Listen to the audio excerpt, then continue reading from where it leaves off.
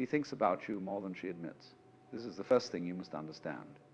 Her silence, the one that you interpret as a lack of interest, is not an empty space. It is a shield. You feel the connection when you're with her, that undeniable current in the air, the way her eyes hold yours for a fraction of a second too long. But then distance. Her texts become shorter, her replies measured. This withdrawal doesn't happen because she feels nothing. It happens because she is starting to feel too much. Her feelings are becoming a risk, a vulnerability she isn't ready to expose. So she pulls back, not to push you away, but to protect an emotion that is growing in the dark. You feel this shift as a cold front, a sudden wall of ice, and you immediately assume you misread everything. You start to believe the connection was all in your head, a story you told yourself.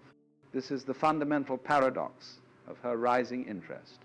If this feeling of confusion is familiar, if you've ever felt that painful disconnect between what you sense and what she shows, then subscribe to the channel, like this video, and share your own experience in the comments below.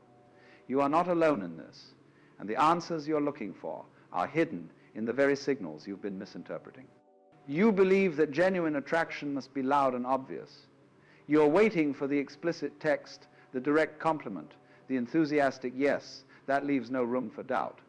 But a woman's true rising interest rarely announces itself so boldly. It whispers. You see her online, but her phone remains silent. You catch her gaze across the room, but she quickly looks away, a faint blush on her cheeks. Her caution is not a sign of disinterest. It is a measure of her investment. A woman who feels nothing has no reason to be careful. The more she likes you, the more she has to lose, and the more she will guard her heart behind a fortress of plausible deniability. This is where the real dance begins. The one that happens beneath the surface of conversation. Her attention is a resource, a currency she spends with incredible intention. She may not engage you directly in a group setting, but you'll notice her body is consistently angled in your direction, an unconscious tether. She might not respond to your Instagram story with a message, but she is consistently one of the first people to view it, every single time. These are not accidents or coincidences. They are the footprints of her focus. Her conscious mind is trying to maintain a cool, detached exterior, but her subconscious is screaming your name. She is investing her most valuable asset, her attention, into you, silently and consistently. You, however, are so fixated on waiting for a verbal confirmation that you miss this powerful, unspoken language. You are waiting for the rain while standing in the middle of a river. And what happens when you misread this silent language? You react. You interpret her careful distance as a sign of rejection and either retreat into your own shell or, far worse, you escalate. You send another text asking if everything is okay.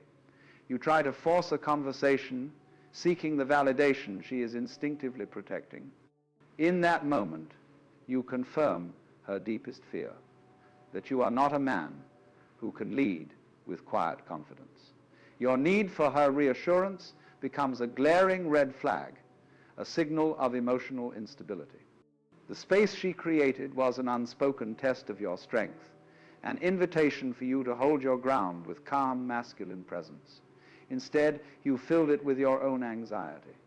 You didn't lose because she wasn't interested. You lost because you proved you couldn't handle the unspoken weight of her growing feelings. You failed the test before you even knew you were being tested. The lie you believe is simple and devastatingly effective. You believe her silence is a verdict. You see the empty space where her message should be, and you fill it with a story of your own failure. In your mind, her withdrawal is a direct reflection of your worth. You check your phone, not with hope, but for confirmation of a rejection you've already accepted. This is the first mistake. You've allowed her perceived temperature to dictate your own. Her quiet becomes your anxiety. Her distance becomes your desperation. This belief that her interest must be a constant roaring fire is the very thing that causes you to pour water on the embers. You've been conditioned to see communication as linear, a clear line from A to B. But her growing attraction is not a straight line. It is an expanding field of energy, and your need for a clear signal is disrupting the entire current, before it can gain strength. This flawed belief stems from a deeper illusion that a woman's desire is a prize to be won through effort, a fortress to be conquered with persistence. So when she goes quiet, you think your strategy failed. You replay every conversation, every shared glance, searching for the exact moment you made a mistake. You know this feeling, don't you? That frantic search for an error in your own code. But her behavior is not a logical response to your actions. It is an emotional reaction to her own feelings. She isn't pulling away because of something you did wrong, but because of something she is starting to feel is intensely right.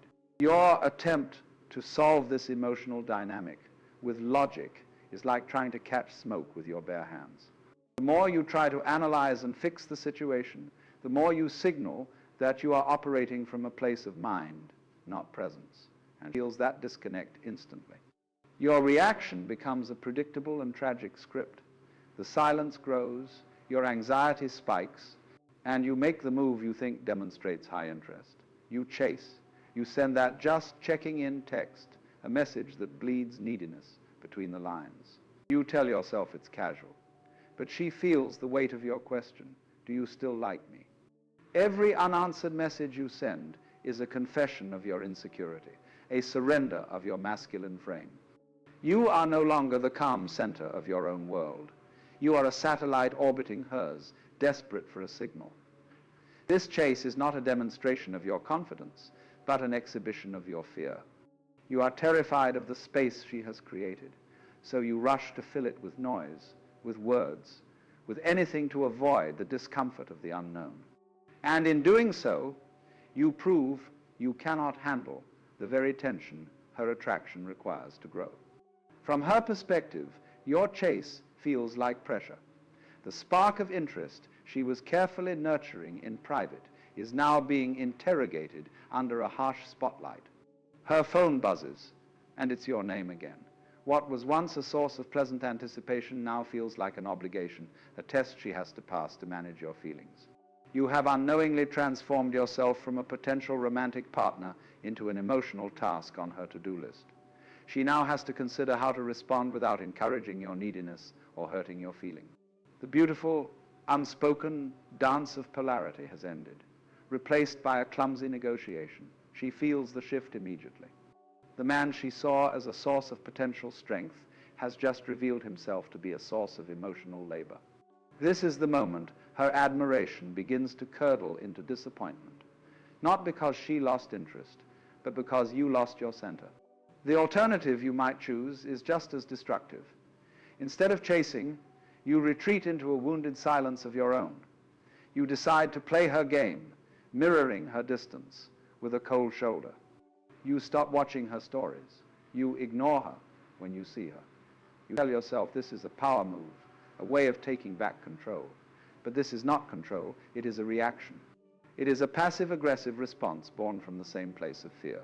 Your emotional state is still entirely dependent on hers. Your silence is not the calm, centered quiet of a man secure in himself. It is the pouting silence of a boy who didn't get what he wanted. She feels this too. She sees it not as strength, but as fragility. Whether you chase her with desperate texts or punish her with calculated silence, the underlying message is the same. You are not in control of your own emotional world. Ultimately, the lie you believe isn't just about her, it's about you. The belief that her silence means she's lost interest forces you to abandon your own masculine core. You become a reactor, not an initiator. Your entire emotional well-being becomes outsourced to her validation. You are caught in a vicious cycle. You feel a connection. She creates space to process it.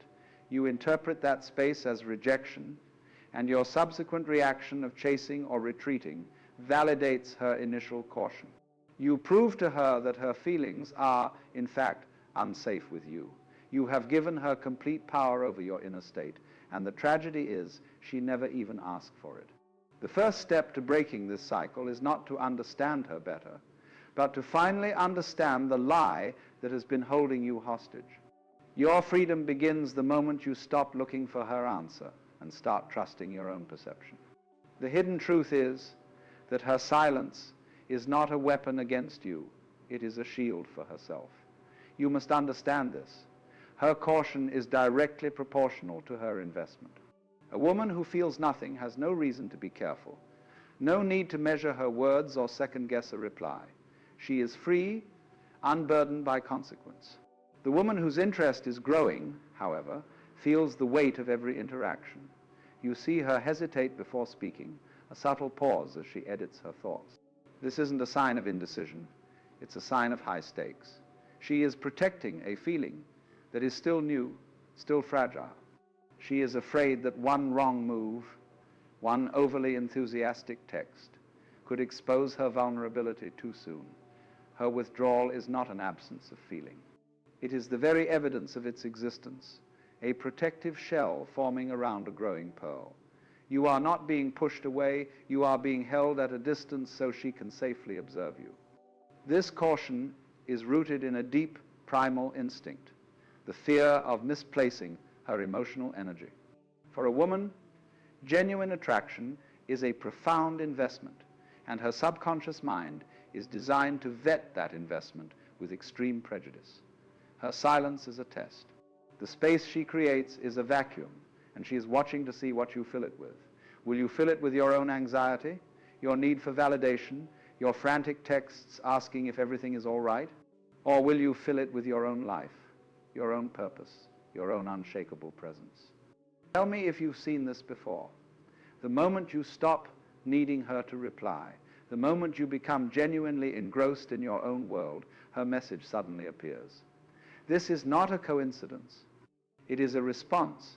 She felt your emotional center shift back to yourself, and that is the most attractive signal a man can send. Her instinct is searching for a rock, not a leaf tossed about by the wind of her moods. Her behavior is a constant dance between her conscious desire to appear composed and her subconscious drive to be near you. You will observe this in her patterns, not her declarations. She might not initiate a direct conversation, but she will consistently find reasons to be in your orbit, a phenomenon known as subconscious proximity. She'll appear in the coffee shop you frequent or join a group conversation happening right next to you. She isn't doing this to talk to you directly. She is doing it to be within your energetic field, to gather more data, to simply feel your presence. She is investing her most precious, non-renewable resource, her time and attention, into your space, all while maintaining perfect, plausible deniability. You, looking for a direct signal, miss this entirely. You are waiting for her to knock on your door, not realizing she has been circling your house for weeks, leaving footprints you failed to see. This is why your need for certainty is so destructive. It forces her to make a conscious decision about an unconscious process. Her attraction to you is growing in the dark, in the quiet, intuitive parts of her mind. When you demand a clear answer, do you like me? You are dragging that delicate, budding feeling into the harsh glare of logic and analysis. It often withers under that kind of pressure. Her instinct is to protect it, and the easiest way to protect it is to deny its existence, both to you and to herself. Her no in that moment isn't a rejection of you, it's a rejection of the pressure you've applied. You have asked her to define an emotion that is, by its very nature, meant to be felt, not defined. You are asking for the destination while she is still trying to enjoy the journey, and your impatience makes you a poor traveling companion. Consider the energy of her attention. It is a quiet, consistent current, not a series of loud explosions. She will remember a small, insignificant detail you mentioned weeks ago. She will laugh a little too hard at a joke that wasn't that funny. You'll catch her looking at you from across the room, and when your eyes meet, she will be the first to look away, a flicker of nervous energy in the gesture. These are the real signals. These are the subconscious leaks, the moments where her carefully constructed dam of composure springs a small, undeniable leak. A man operating from anxiety misses these signs because he is listening for words, for confirmation. A man grounded in his presence sees them for what they are, the echoes of his name being repeated in the privacy of her own thoughts. He doesn't need her to say it, because her actions are already screaming it. Her world is governed by emotional temperature, and her greatest fear is emotional recklessness, both yours and her own. When she pulls away after a moment of intense connection, she is recalibrating. That peak of emotion felt good, but it also felt dangerous. It felt like a loss of control. So she retreats into silence to regain her emotional equilibrium, to ensure she is not being swept away by a feeling she hasn't fully vetted. Your ideal reaction is to remain completely unfazed, to maintain your own consistent temperature regardless of her emotional weather. When she feels the storm of her own feelings rising, she looks to you to be the calm, unmovable lighthouse. If she sees that her storm creates a storm in you, she will instinctively sail in the other direction, seeking a safer harbor. Your emotional stability is the harbor she is looking for. This entire dynamic is a filter. It is designed to weed out the men who are not emotionally self-sufficient. The man who needs her validation to feel secure will inevitably fail these unspoken tests. He will chase, he will retreat, he will react. But the man who understands this hidden truth operates on a different level. He sees her distance not as a rejection, but as a question. She is silently asking, "Are you strong enough to handle the full force of my interest when it finally arrives?" Her withdrawal is an invitation for you to demonstrate your masculine core, your unshakable center. It is the most honest and primal test she has, because it cannot be faked. Your response reveals everything she needs to know about your inner world without a single word being exchanged. The test is not about what you say or do. It's about the man you are when nothing is happening. So the truth is this: she thinks about you more than she admits, because her thoughts are the only safe place to explore the growing connection she feels. Her mind is her rehearsal space. She replays your conversations, imagines future ones, and weighs the risk and reward of letting you closer. Her silence is not empty, it is full. It is full of her thoughts, her fears, her hopes. It is a sacred space where her interest is allowed to grow without the pressure of your expectation. When you learn to respect that silence, to see it not as a wall, but as the door to a private garden, you change the entire dynamic. You are no longer the anxious suitor waiting for an invitation.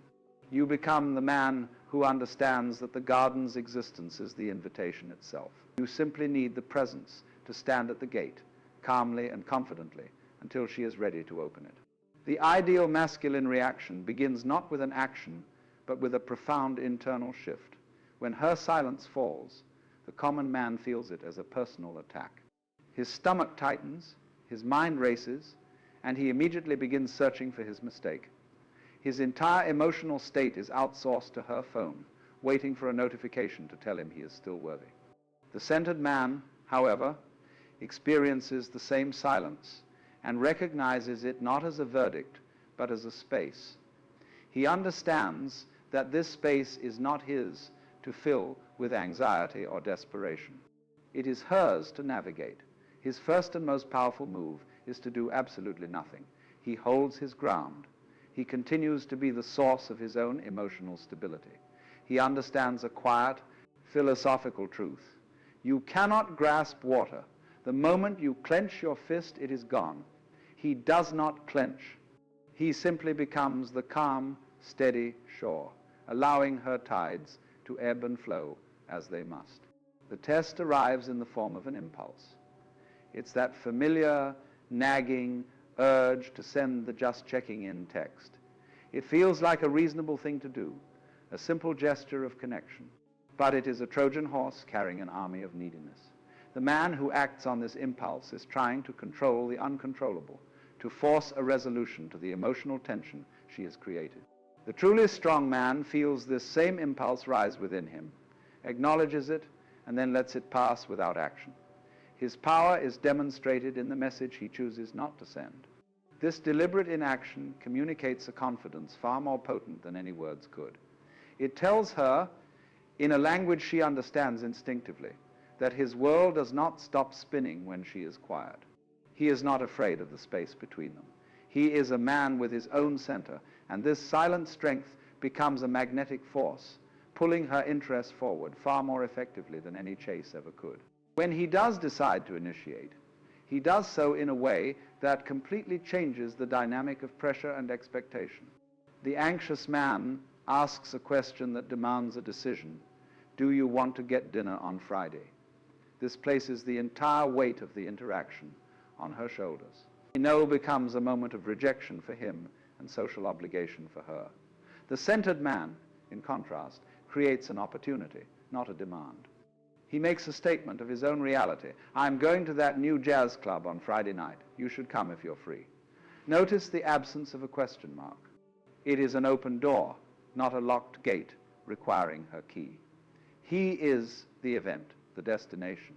She is invited to join his world, but his world will proceed with or without her. This communicates immense, unforced value. He is not seeking her approval to validate his plans. He is the architect of a life interesting enough for her to want to be a part of. He observes her dance of approach and retreat, not with frustration, but with a kind of detached, internal amusement.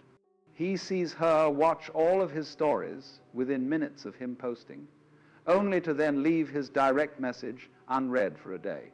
The reactive man would take this personally, interpreting it as a game or a sign of disrespect. His ego would be wounded, and he would begin to build a mental case against her. The mature man, however, sees this behavior for what it is, the beautiful, predictable chaos of a woman wrestling with her own rising feelings. He doesn't see it as a reflection of his worth, but as an expression of her internal state. He develops a frame of mind that is light and playful. He is the calm observer of the storm, not a ship being tossed by its waves. This internal lightness is felt by her as a profound relief. It makes him a safe space, free from the heavy burden of managing a man's fragile ego. His emotional stability is rooted in his ability to calibrate to patterns, not moments. The man trapped in anxiety lives and dies by the daily emotional weather report. A warm text makes him feel on top of the world. A cold one sends him into a spiral of self-doubt. His inner peace is a hostage to her moods. The man who understands the hidden truth zooms out. He stops analyzing individual texts and starts observing the overall trajectory of her attention over weeks. Is she consistently finding ways to be in his proximity? Is she consistently investing her focus in his life, even if silently? He trusts the underlying climate of her interest, not the fleeting weather of her daily communication. This long-term perspective is a superpower. It grants him a deep sense of calm and strategic patience, allowing him to navigate her tests without ever feeling tested. He is not reacting to the surface waves. He is aligned with the deep current.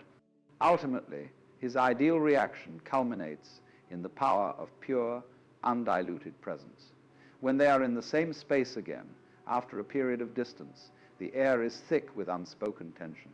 The common man rushes to fill this silence. He talks too much, tells too many jokes, tries to perform his value. He is uncomfortable with the tension because he is uncomfortable with himself. The centered man does the opposite. He says less. He leans back. He holds her gaze just a fraction of a second longer, offering a faint, knowing smile that says everything without saying anything. He is utterly comfortable in the silence because his mind is not racing with insecurity.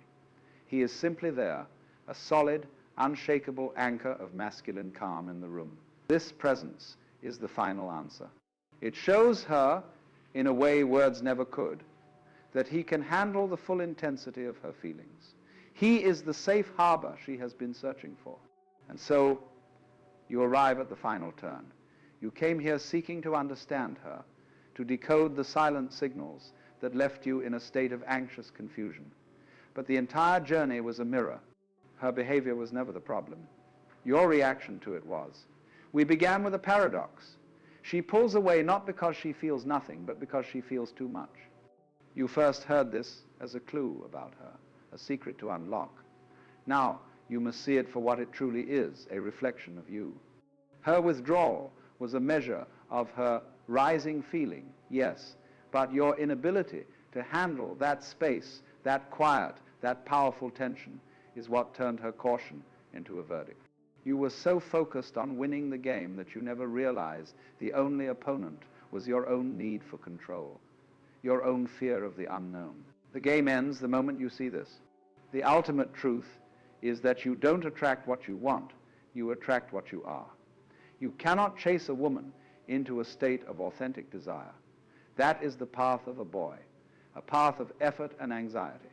A man does not chase, he builds, he becomes. He establishes a center of gravity so profound, so rooted in his own purpose and peace, that his presence alone becomes the destination. Her silent orbit, her consistent patterns of attention, these were never signals for you to act upon. They were the natural effect of your own gravity. The moment you react by chasing, you abandon that center. You become just another satellite, and the entire system collapses.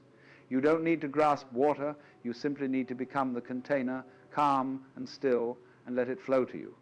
This is the silent power she was testing for all along. This understanding changes everything.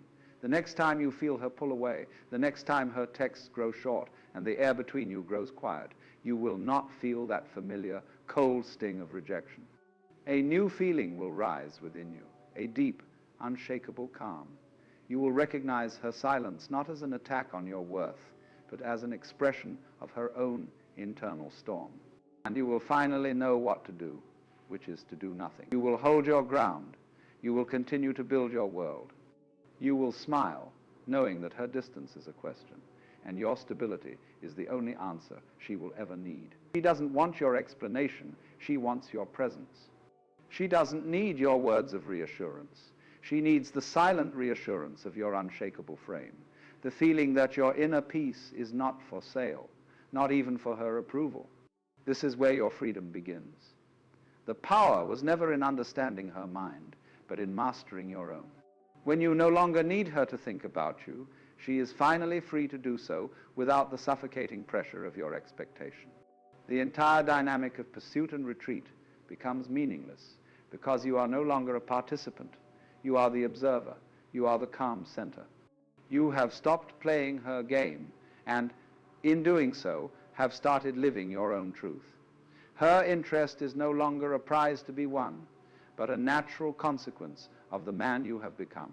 So look back now at every moment of confusion, at every silent test. The landscape is the same, but your eyes are different. Comment what you now see in her that you couldn't before.